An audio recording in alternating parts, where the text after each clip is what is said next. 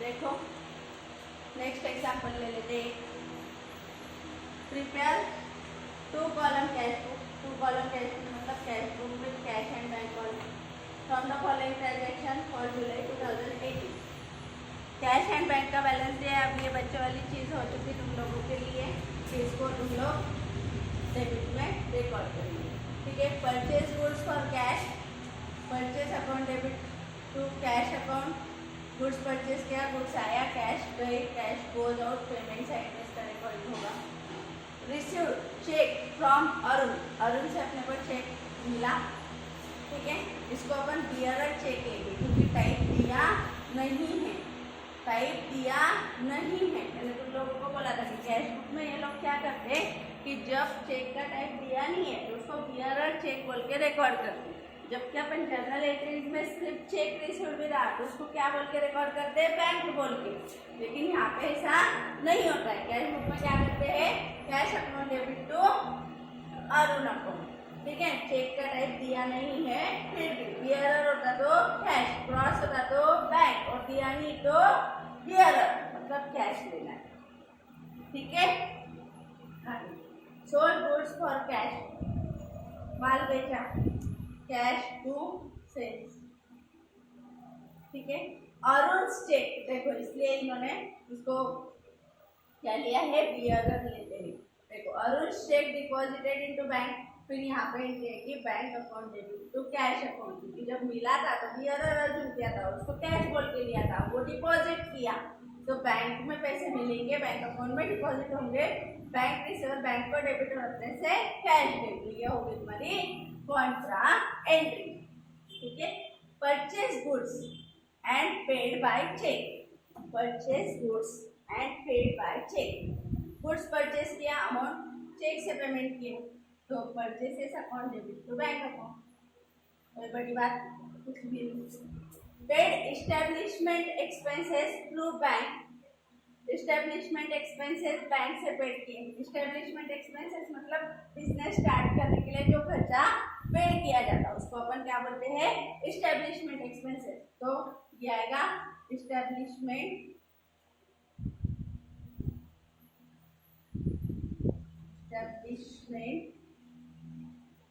Expenses to bank. अब check देते वक्त कोई भी टाइप का चेक हो वहां पे तो बैंक को ही क्रेडिट होगा। Cash sales, cash account debit to sales account, माल बेचा, पैसे आए। डिपॉजिटेड इनटू बैंक, बैंक में पैसे डिपॉजिट किए, बैंक रिसीवर बैंक को debit, cash goes out, cash को क्रेडिट। ठीक है। ये वापस contra entry. General expenses paid, general expenses to cash. ठीक है। बैंक से पेमेंट हुआ रहता तो चेक दिया रहता। Received commission by cross cheque, commission cross cheque से मिला तो bank account debit to commission account, commission bank में डिपॉजिट होगा। पेड रेंट, रेंट पेड किया, rent expenses nominal account debit होगा। टू कैश, चेक से पेमेंट होता तो दिया होता, दिया नहीं मतलब cash payment. Withdrawn cash for personal use, बोलो drawings account debit to cash account, drawings account debit to cash account. ऐसा दिया कि withdrawn cash for personal use from bank नहीं, सिर्फ बिजनेस में से कैश निकाली इसलिए ड्राइंग्स टू कैश। ठीक है। Wages paid, wages paid, wages expenses इसको डेबिट होगा, कैश गोज आउट क्रेडिट होगा। ठीक है। सिंपल है एग्जाम्पल। देखो सबसे पहले बैलेंसेस डाल लेंगे डेबिट साइड में। परचेस किया गुड्स, परचेसेस किया, माल के पैसे देने पड़ेंगे। अरुण से चेक मिला, चेक का टाइप दिया नहीं है तो कैश बुक में उसको बियरर चेक बोल के रिकॉर्ड किया जाता है, इसलिए कैश मिली अरुण से मिली। जबकि चेक है फिर रिकॉर्ड में लिखना पड़ेगा कैश टू अरुण। उसके बाद सोल्ड गुड्स फॉर कैश ₹8000। ठीक है। 8000 का माल बेचा, कैश टू सेल्स। अरुण का जो चेक 5 तारीख को मिला था वो बैंक में डिपॉजिट किया तो मिला था तब कैश, बियरर चेक लिया था, अब डिपॉजिट हो जाएगा, कैश गोज आउट, बैंक में पैसे डिपॉजिट हो गए। Purchase goods and paid by cheque, purchase goods and paid by cheque. Goods purchase किया, गुड्स आया, कम्स इन डेबिट और पेमेंट बैंक से हुआ giver credit. Establishment expenses cheque से पेड किए, establishment expenses nominal account debit होगा और bank giver bank को क्रेडिट होगा। उसके बाद कैश टू सेल्स होगा, माल बेचा कैश में, cash to deposited into bank में पैसे डिपॉजिट किए, बिजनेस से पैसे गए और बैंक में रिसीव हुए, bank account debit to cash. General expenses nominal account debit, payment cash में हुआ है, कैश को क्रेडिट होगा। रिसीव्ड कमीशन मिला लेकिन चेक से मिला तो बैंक में डिपॉजिट होगा और कमीशन इनकम है उसको क्रेडिट होगा। पेड रेंट पेड किया, कैश में पेड किया होगा, एक्सपेंसेस उसको डेबिट होगा और कैश को क्रेडिट होगा। Withdrawal cash for personal use के लिए बिजनेस से कैश विड्रॉ की, कैश बिजनेस से गई, गोज आउट क्रेडिट और ओनर ने ली, receiver debit. Wages paid, expenses paid हुए, wages expenses account nominal debit और कैश गोज आउट क्रेडिट। जहाँ जहाँ कैश को क्रेडिट हुआ है वहाँ उस ट्रांजेक्शन में कैश पेमेंट साइड में आएगी। जहाँ जहाँ बैंक को क्रेडिट हुआ है वहाँ बैंक पेमेंट साइड में आएगी। जहाँ जहाँ बैंक को डेबिट हुआ है वो टाइम बैंक को रिसिप्ट साइड में लिखेंगे, बैंक के रिसिप्ट साइड में पैसे लिखेंगे।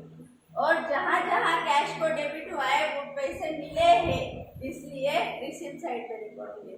तो जब जब कैश को डेबिट है या बैंक को डेबिट है तो रिसिप्ट में, और जब जब बैंक को क्रेडिट है या कैश को क्रेडिट है तो पेमेंट में रिकॉर्ड करना है। As simple. चलो यहाँ पे डेट, रिसिप्ट नंबर और अमाउंट नहीं, कैश इधर bank, date, payment, voucher number,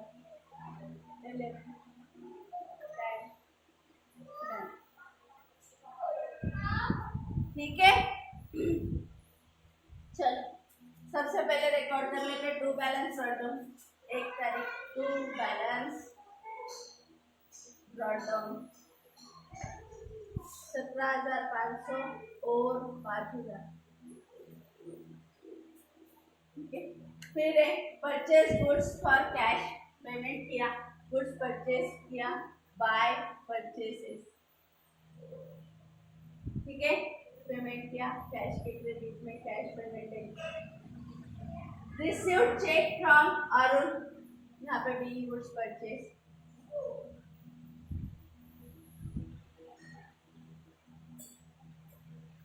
ठीक है। यहाँ पे टू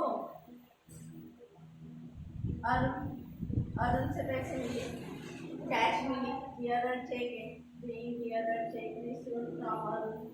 ठीक है। 10,000 रुपीज कैश में ही रिकॉर्ड होंगे चेक होने के बावजूद भी। Cheque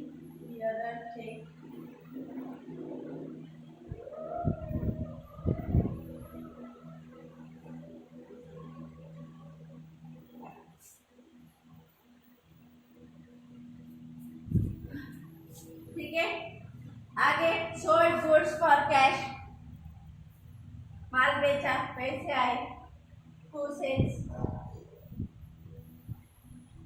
cash column debit side में 8,000, 8 कर बिल गुड सोल्ड।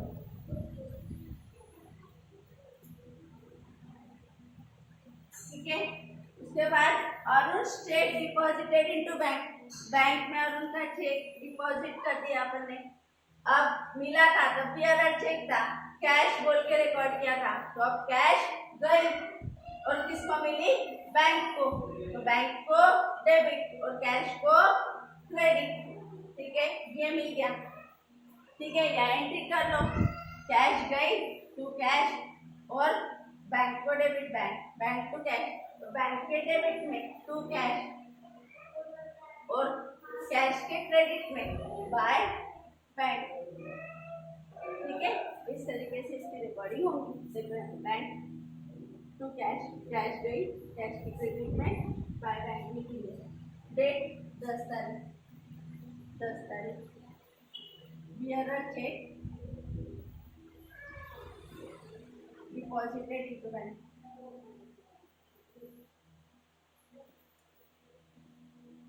ठीक है, क्वार्टर का साइन भूलना नहीं है। Bearer cheque deposited into bank.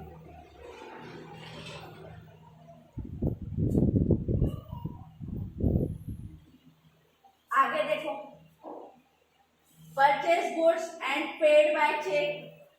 Goods purchase किया, बाय परचेसेस, चेक से पेमेंट हुआ, बैंक गिवर, बैंक को क्रेडिट। डेट 12 तारीख, इधर आएगा 20,000 रुपये। Being goods purchase.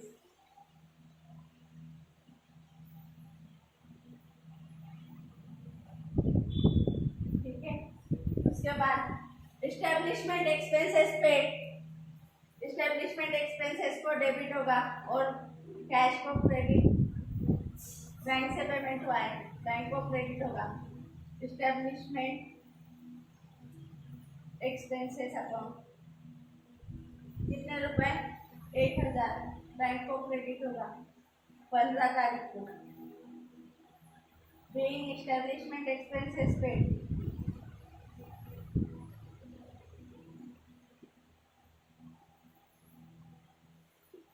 Madam narration लिखना है क्या? हाँ, लिखना ही पड़ेगा। ठीक है, cash sales to sales, cash से हुई, कैश के डेबिट में, रिसिप्ट में 7,000 रुपये 18 तारीख को। Being good sold.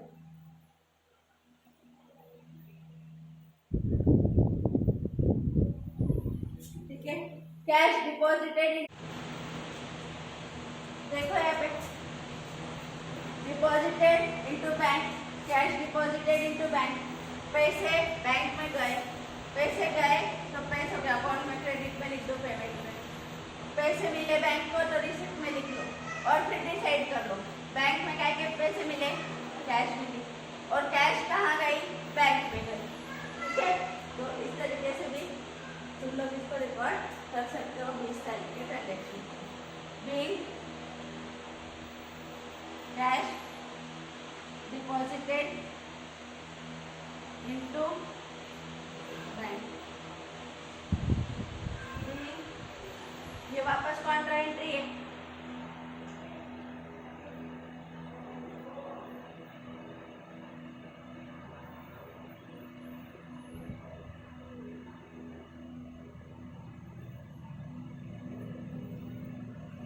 उसके बाद general expenses paid by general expenses. देखो, पैसे जाएंगे काय के लिए गए? जनरल एक्सपेंसेस के लिए 500 rupees. Being general expenses paid.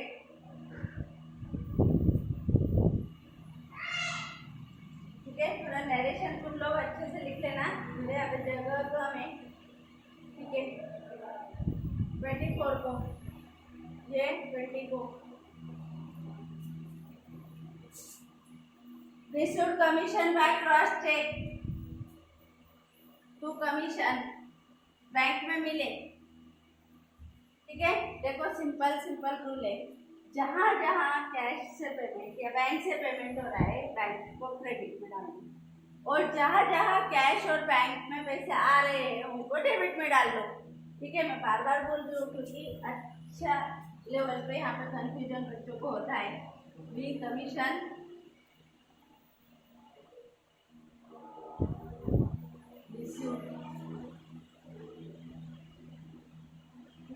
Commission received by cheque 6,000 rupees bank में डेबिटेड होंगे। ठीक है, कितने तारीख को? 27 तारीख को। पेड रेंट, रेंट पेड किया बाय रेंट, पैसे गए। ठीक है, कैश ही गई है 2,000 रुपये। कितनी तारीख है? 29। Being rent paid.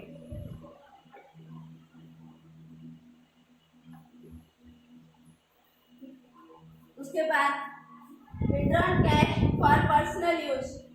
Withdrawn cash for personal use, cash withdraw की पर्सनल यूज के लिए, पर बिजनेस से तो पैसे गए। 30 तारीख बाय ड्राइंग्स कितने rupees? 1200, 1200। Being cash withdrawn for personal use. ठीक है, थोड़ा सा मैंने नरेशन नहीं लिखा है, वो तुम लोग लिखेंगे। 31 को वेजेस पेड किया, पैसे गए बाय वेजेस, और क्या गई? कैश गई। बैंक से पैसे जाते तो चेक का इंफॉर्मेशन रहता था। Being wages paid.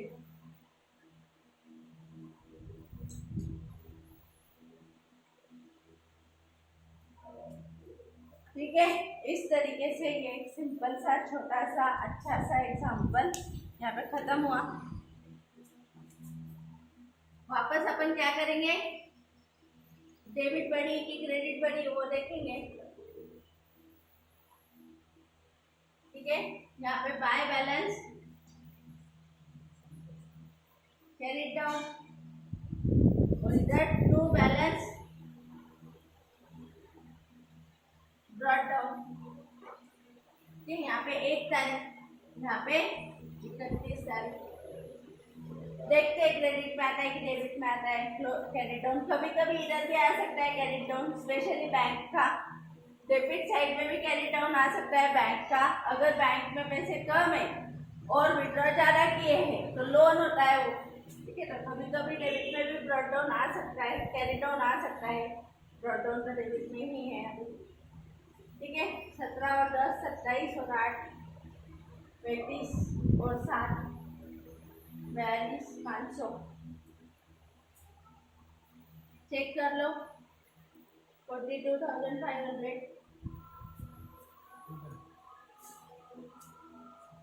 ठीक है, उसके बाद 5, 10, 15, 25 और 31। क्रेडिट में भी कम है, बैंक में तो कम ही है। 31 डिपॉजिट हुए बैंक में, खर्चा 21 का हुआ है, मतलब 10,000 रुपये बैंक का कैरी डाउन। ठीक है, वैसे कैश का कैरी डाउन क्या रहा है देखो। 6, 3 और 13, 23, 23, 24, 25, 26, 26 और 6, 32, 32,700, 32,700। 37,500 आ रहा है। ये 17 और 10, 27 और 8, 35। 8 and 7, 15. हाँ 15, 25. 15 और 7, 500। 15 और 7, 2। ठीक है, बच्चे 2, 2, 2, 4। वापस करो। 17 और 10, 27, 27 और 8, 35, 35 और 7, 42, 42, 500। ठीक है, एक बार वापस कर लेना देखो। 32,700 और 42,500।